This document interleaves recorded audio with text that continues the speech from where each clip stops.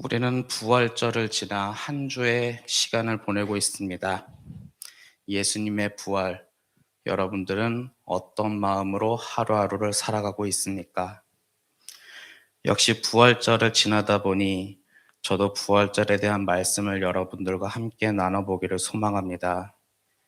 특별히 마가복음에 있는 내용으로 예수님 부활의 내용을 한번 나눠보려고 하는데, 오늘 말씀에 막달라 마리아가 등장합니다. 예수님의 부활을 제일 먼저 마리아가 목격을 하게 되죠. 그런데 이 마리아는 마가복음 16장 10절에 보면, 문자 그대로 보면 마리아는 예수와 함께하던 사람들에게 예수님의 부활에 대한 소식을 알려줍니다.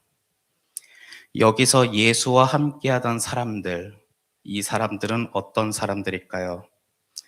특별히 베드로나 안드레나 야고보 누군가를 지칭하지는 않았지만, 최소한 예수님께서 함께 동행하면서 예수님의 말씀을 바로 옆에서 들었던 사람들일 것입니다. 그런 의미에서 이 예수와 함께하던 사람들은 예수님의 제자라고 볼 수 있지요. 예수님께서는 모든 복음서에서 3번씩이나 강조하며 십자가의 고난과 부활에 대한 말씀을 하셨습니다. 그런데 오늘 말씀에 보면 이 예수와 함께하던 사람들은 예수님의 부활과 마리아가 이 부활하신 예수님을 만났다는 것을 믿지 않았습니다. 여기서 가장 큰 의문점이 있습니다. 예수님과 함께하던 이 사람들은 왜 예수님의 부활을 믿지 않았을까요? 혹시 한 명이 말을 해서? 아니면 마리아라는 여성? 아니면 그 사람이 옛날에 7 귀신을 들렸던 과거 전적이 있어서? 어쩌면 그때 당시에 사회적으로 인정받지 못했던 사람이라서인지는 모르겠지만, 성경에서는 예수와 함께하던 사람들은 예수님의 부활을 믿지 않았다고 분명히 말하고 있습니다. 그렇다면 21세기를 살아가는 우리를 한번 돌아봤으면 좋겠습니다. 우리도 어쩌면 기도하고 성경 보고 예배드리는 가운데 예수님과 함께하던 사람들이라고 할 수 있지 않을까요? 우리는 교회에 나오며 예배를 드리며 주여 주여라고 고백하는 사람들인데, 만약에 누군가가 갑자기 이 예배당에 들어와서 이 땅에 예수님께서 재림하셨습니다라고 외친다면 여러분들은 어떻게 반응하겠습니까? 솔직하게 제 심정을 얘기하자면 새로운 사기꾼이 등장했구나라고 생각했을지도 모릅니다. 그렇다면 초등학교도 안 들어간 어떤 어린아이가 이 땅에 예수님께서 다시 오셨습니다라고 말한다면 여러분들은 또 어떤 반응을 보이시겠습니까? 아마 농담이나 장난으로 받아들이는 사람들도 있지 않을까 하는 생각이 듭니다. 제가 굳이 이 얘기를 하는 이유는 예수님과 함께하던 이 성경 속에 있었던 사람들이 바로 우리처럼 기도하고 성경 보고 예배드리는 우리와 같은 사람이라는 거죠. 예수님의 부활은 우리에게 가장 큰 의미가 있고 가장 크게 중요하기도 합니다. 만약에 예수님의 부활이 우리와 아무런 상관도 없고 아무런 의미가 없다면, 뭐랄까요? 전래동화 중에 하나처럼 그냥 끝나는 이야기일지도 모르죠. 예수님의 부활은 우리에게 가장 중요한 의미가 있습니다. 간단하게 얘기하면요, 우리도 예수님을 믿으면 우리도 부활할 수 있고 영생할 수 있다는 거죠. 예수님께서 나사로는 죽었다가 다시 살렸지만 나사로는 부활이라고 말할 수 없습니다. 왜냐하면 나사로는 다시 죽었으니까요. 부활이라는 단어는 여기서 중요한 단어 하나도 같이 생각해야 합니다. 바로 영생이죠. 만약 나사로가 부활이라면 지금도 지구상 어딘가에 어딘가에 살아있을지도 모르는데, 우리는 예수님과 함께하고 믿으면 우리도 죽음의 고통을 이기고 부활하고 하나님과 함께 영생할 수 있는 것. 그렇기 때문에 예수님의 부활은 우리에게 희망이 되고 소망이 되기도 합니다.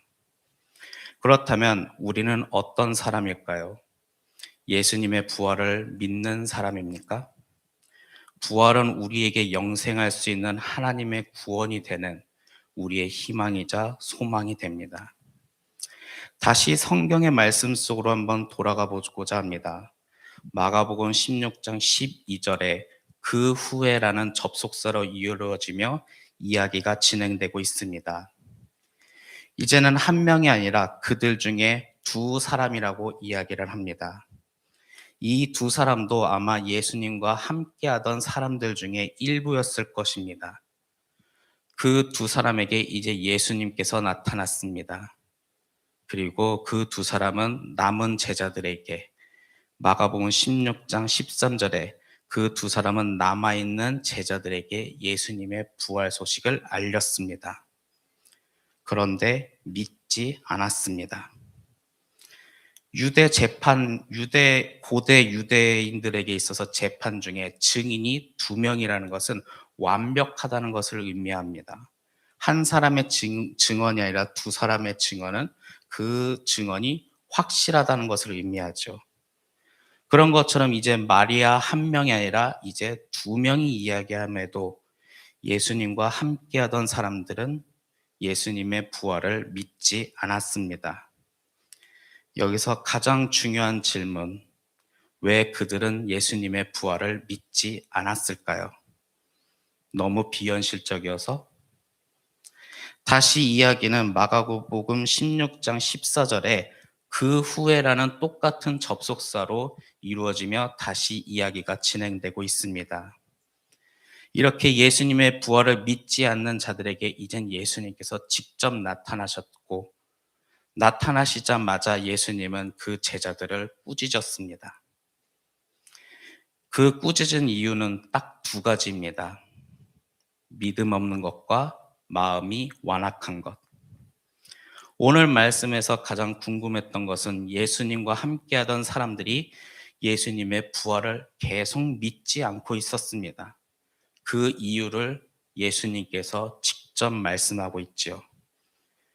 그것은 바로 믿음이 없는 것과 마음이 완악한 것이 부활을 믿지 않았다는 겁니다. 마음이 완악하면 믿음이 생길 수가 없고, 마음이 완악하니까 부활을 믿지 않았다는 거죠. 우리들도 어쩌면 이 말씀 속에 있는 예수님과 함께하던 사람들이라고 볼 수 있습니다. 그렇다면 우리의 마음은 혹시 어떠할까요? 마음이 완악한 마음이 있다면 우리도 어쩌면 진짜 예수님께서 이 땅에 다시 오신다면 그것을 필사적으로 믿지 않는 우리의 모습이 있지 않을까요? 그렇기 때문에 오늘 말씀에 따라 여러분들은 어떤 사람입니까? 그리고 여러분들의 마음은 어떤 마음을 갖고 계십니까? 우리는 주님께서 우리에게 은혜를 부어주시고 우리를 의롭다 칭하기도 합니다. 하지만 아직 우리 자신에게는 남아있는 나쁜 관습, 나쁜 생각, 버려야 할 부패성들은 있지요. 그래서 감리교회의 창시자였던 웨슬리는 우리가 하나님께 은혜를 받아도 앞으로 또한 성스러운 과정을 위해 그리스도인의 완전을 위해 우리가 또한 나아가야 할 길이 있다고 합니다. 그런 거 보면 예수님과 함께 동행하면서 예수님의 말씀을 들었음에도 어쩌면 예수님을 함께하던 이들은 마음이 완악한 것을 내려놓아야 할 것이 필요하지 않았을까요? 그렇다면 우리 자신을 한번 돌아보길 바랍니다. 저는 역시 오늘 말씀을 보고 저는 마음속에 마음 완악한 누군가를 압니다. 고발합니다. 그것이 아니라 바로 나 자신을 돌아봐야 한다는 거죠. 여러분들의 마음은 어떠합니까? 혹시 고집이 있어서 절대 변하지 않고 아니면 그저 누군가를 미워하는 마음이 있어 하나님의 말씀을 들어도 그 말씀이 열매 맺지 않고 계속 미워하는 마음이 있고 어쩌면 속상한 마음 때문에 누군가를 계속 질투하는 마음이 혹시 우리 가운데 있을까요? 우리는 주님의 말씀을 듣고 마음을 새롭게 하여 이제 성화의 길을 가며 그리스도인의 완전의 길을 가야가는 우리는 우리 한 사람이 새롭게 변화되며 또한 한 사람 한 사람 새롭게 변화될 때 우리가 바로 교회 공동체를 굳건하게 세우며 살아갈 수 있는데, 만약 우리 마음속에 마음 완악한 것이 아직도 있어 주님의 믿지도 않고 주님의 부활을 바라보지도 않는다면 우리는 교회 공동체를 세우며 살아가는 그리스도인이라 할 수 있을까요? 오늘 말씀에서 예수님은 말씀하셨습니다. 마음 완악한 것이 우리를 믿음 없는 자로 만들었다. 오늘 이 시간 우리의 마음을 한번 돌아보며 기도하기를 소망합니다. 그 기도하며 우리 자신을 더욱더 새롭게 하며 더욱더 이전보다 더 나은 그리스도인의 삶을 여러분들이 살아가길 소망합니다.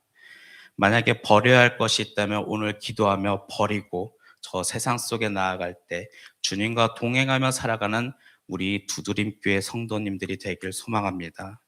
그렇게 우리가 마음으로부터 믿음을 갖고 부활을 믿고 우리가 진실된 그리스도인의 삶을 살아갈 수 있기를 간절히 소망합니다.